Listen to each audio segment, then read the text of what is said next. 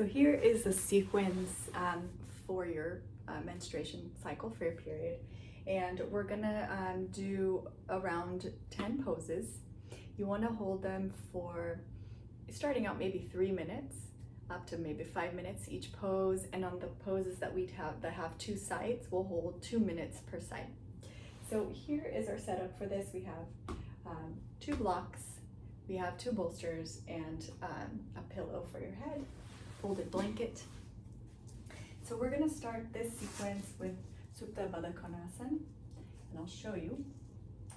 I'm gonna bring the soles of my feet together, and I'm going to grab a belt and put the belt around me. So here, just make sure that the belt isn't around your waist, that's down below the hips, okay?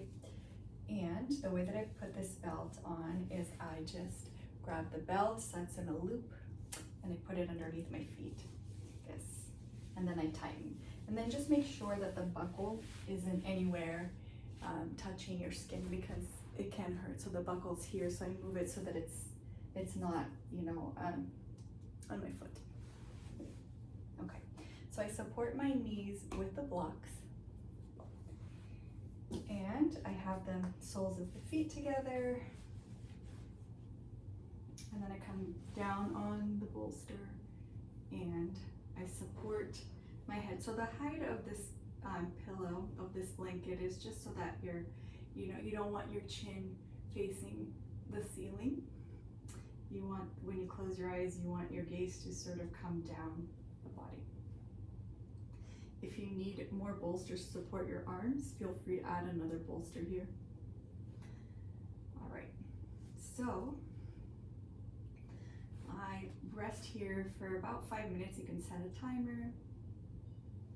And what you would be doing here is really breathing through your nose, and you relax the eyes, the ears, the throat, and really release the area of the abdomen.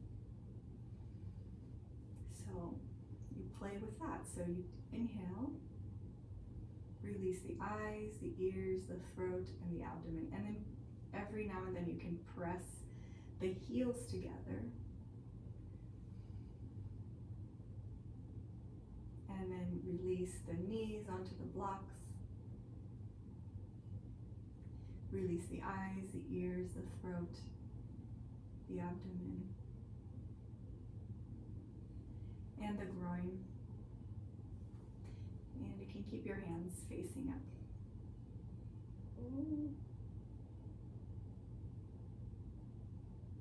Once your time here is finished, you can slowly you can release the belt.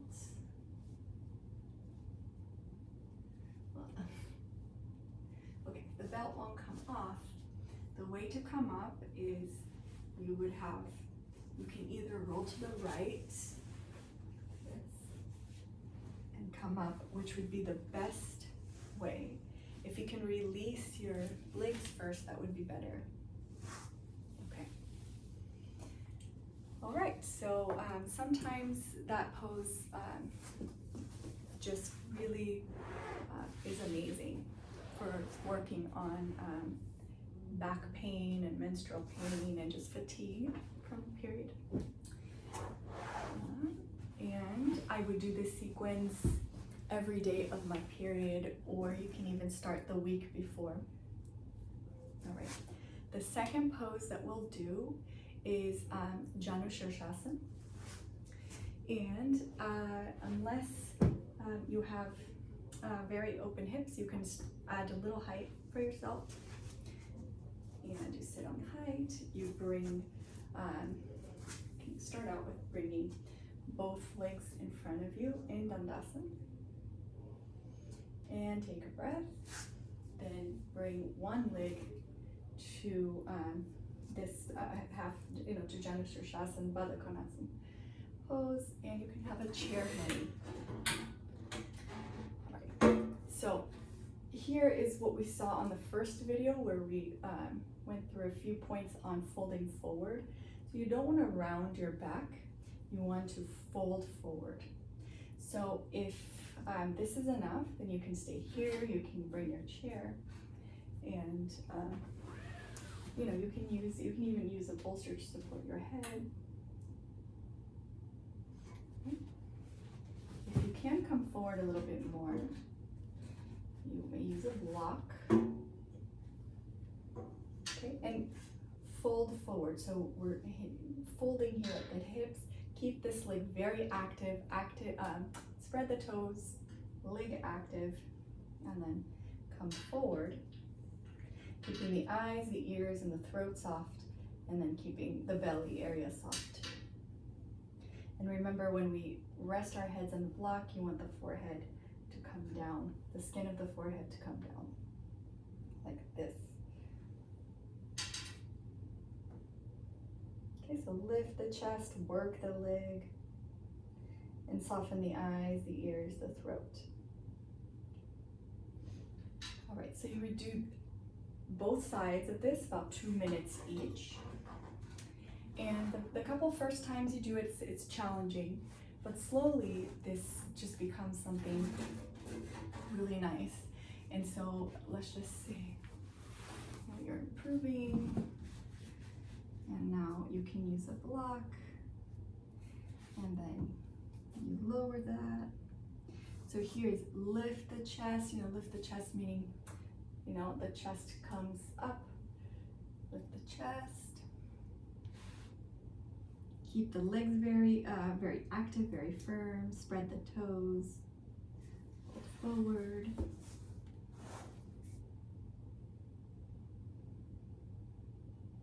And breathing through the nose, you would soften the eyes, the ears, the throat, and slowly make your way down into the floor. Okay, so then when you're finished, sit in Dandasana, spread the toes, and then you would do the second side.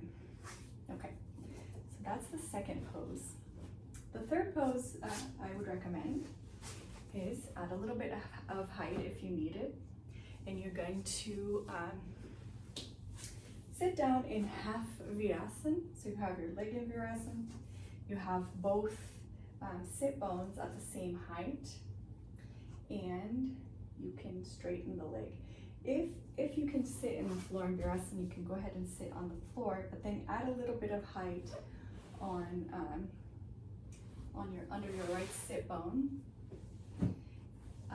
if they're uneven. Okay, so there we are. So sit on the block or sit on the height, but make sure that the hip bones are even. And then same thing, you fold forward. So you have a deep breath here, lift the chest. So here's chest collapsed. Here's lifting the chest, and then keeping the chest, so that you can also collapse. So keep the chest lifted. That's a huge key in this pose, in energizing this pose. Then keep your right leg active, spread the toes, and you fold forward. Okay, so here we go. So release the eyes, the ears, the throat. And as you stay here for your full 2 minutes, you'll start noticing that maybe you're gripping the top of the thigh here. You're bringing this muscle up, so you're resisting it up. So release the thigh down, the head of the femur down onto the ground. Just ground that side. Soften the belly, eyes, ears, throat, and you just do that repeatedly. So it becomes kind of like a cycle where you take a breath, release the eyes, ears, throat. Notice that you're bringing the head of the femur up, let it settle down, and work the leg. So I would do this side, and then I would come out of the pose. Coming out of this virasana, just make sure that you're not turning this foot out. That's not a good thing. You can bend this knee, and you can bring the leg in like this. All right, so sit in Dandasana for a breath. Okay, and then I would go ahead and do the second side. And the third part of the sequence is to sit in half padmasana. So I never touch my toes for padmasana, so you can grab your foot And you bring your knee close so that you close the knee joint completely. This is going to protect your knee. So if I come to Padmasana with my knees, with this joint open, I'm putting the knee at risk. So really close that joint. Make sure you have zero space in here. Keep this closed. Then you can bring your leg up into half Padmasana. Okay, and if it doesn't go, just repeat one of the other ones. Same thing, I have a little bit of height underneath my sit bones. I make the leg underneath very active, so I spread the toes, make this leg active, and here this heel will push my head of the femur down and ground it for me, which is really great, and the heel gives you a really wonderful massage in the belly. It's great for relieving a lot of pain from the menstrual cycle. So get the block from my head, move forward, and I really work on lengthening the back of the leg, keeping this leg active, folding forward instead of rounding the back. And after working at this in a little while, you'll be able to come down further and further, but you'll actually kind of get more benefits from the pose than just trying to round your back here, especially on your period. It won't feel nice. I move my chair.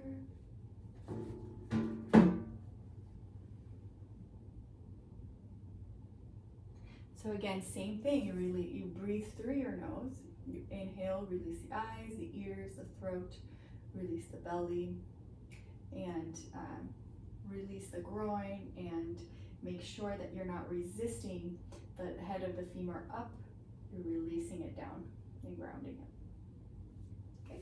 When I'm finished, I sit in Dandasana, and then doing the same thing, I would work on my second side. Okay, so pose number 4.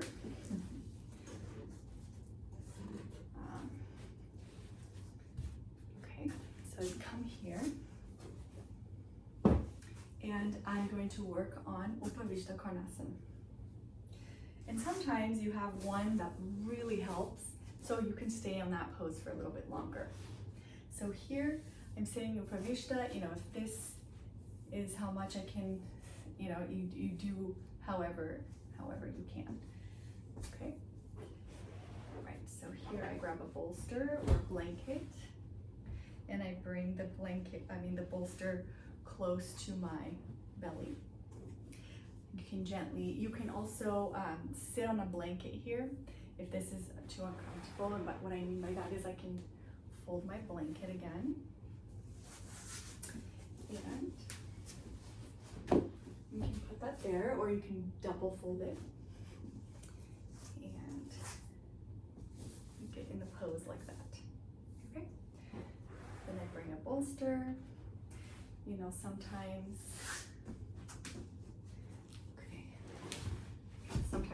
we'll start here. Sometimes I have 2 bolsters or 3, right? And you start here. And as you can come down, be very careful not to overstretch your inner leg. So come down really slowly. So you can start with 2 bolsters or 3, and then you remove them as you're able to come down. And again, you can watch another video that I explain how to get into this pose, but you want to watch that you're not turning your foot in. So keep the feet out. If you can't help but turn the foot in, then just stay, don't go down as far. Okay. So here, and I can even use a block for my head. Okay, and then as I increase my flexibility and my strength, then I can really push the heels out, keep the foot pointing towards the ceiling, and then fold forward a little bit more.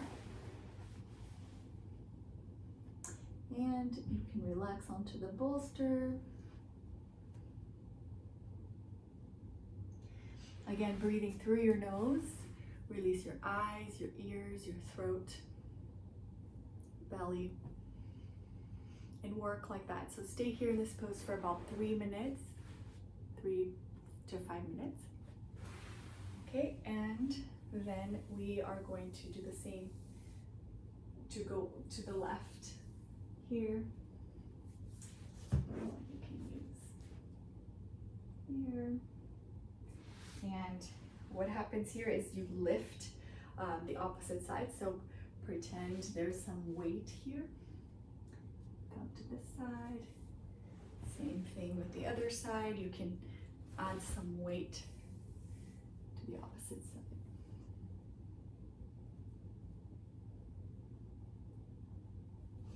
Okay, and you can use the chair. So put the chair here.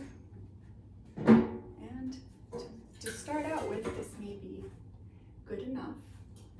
And then slowly you work yourself down. Right? And then you can use a bolster until you can make it all the way down. All right. Once you're done with this little Upavistha konasana sequence, we have 2 poses left. So we're going to, if you can't sit in baddha konasana with your knees to the ground, then we're going to sit on a block, and of course bring your chair over. So I'm sitting on the block. I make this little roll for my ankles.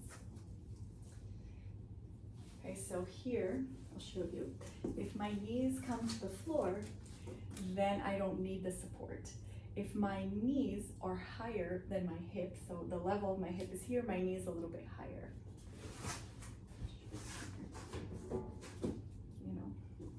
You can see there. So then I need height. So I sit here. I bring my belt around, just like I did on the first pose. And since I'm sitting on the height, I want the angle of my leg to be the same as the angle of where my heels are.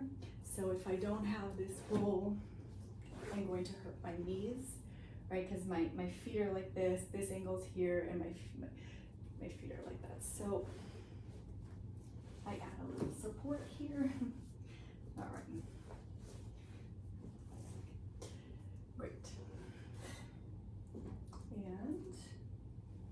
And now what I notice is that my knees are at the same height as my hips, or a little lower. The lower is better, it's low. And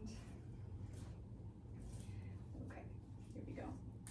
So once this happens and I can lift my back, not round my back, I come forward.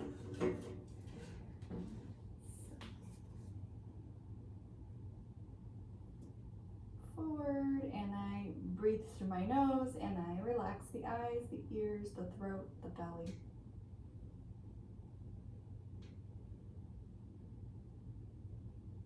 And I press my heels together,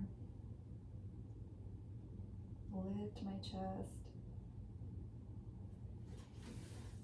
All right, and stay there for about 3 to 5 minutes. When I'm finished, I come up, remove the belt, and I will settle into my last pose before going to Shavasana. All right. So I can leave my chair here. And I recommend using a little bit of height underneath your hips. So you can use your folded blanket. And sit in Dandasana and take a breath here. Okay, and now you're going to go into full Paschimottanasana. And again, you remember we are folding forward. We're not bending forward like this, so we don't want this. We want to get there eventually, but in steps, right? So we're using the chair. Okay, so I'm here. I can scooch the skin back. I have my legs are very active, and I rest my head on the block.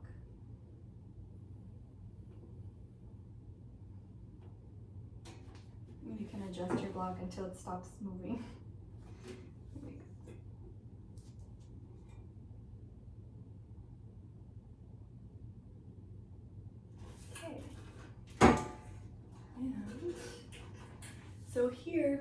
when you're building your ability to get into this pose, you can think of a few things. You're folding forward. You can put the chair against the wall so it doesn't move on you. You're really lifting the chest and not collapsing the chest, and working the legs. Okay, so here we go. And after a minute or so, you start breathing through the nose, or you start, after you adjust everything on the pose, you breathe through the nose, you relax your eyes, your ears, your throat, and then you remember that maybe the muscles here or the head of the femur is coming up towards your body. You want to bring it down and ground it towards the floor, and release any tension in the belly, and stay here for a while. Or maybe it's the chair. So really, you really stretch also this tiny little bit here, which, it doesn't really stretch. So you can feel like this whole muscle stretches except for this last little bit. And so you bring the attention there and stretch that too. And lengthen it, I should say. And then release your lower back. Okay, and we stay there for about, you can start out a minute, and every week you can add, or every time you do it, you add a few seconds up until you can get to about 5 minutes. And so after this final Paschimottanasana, we will go to Shavasana.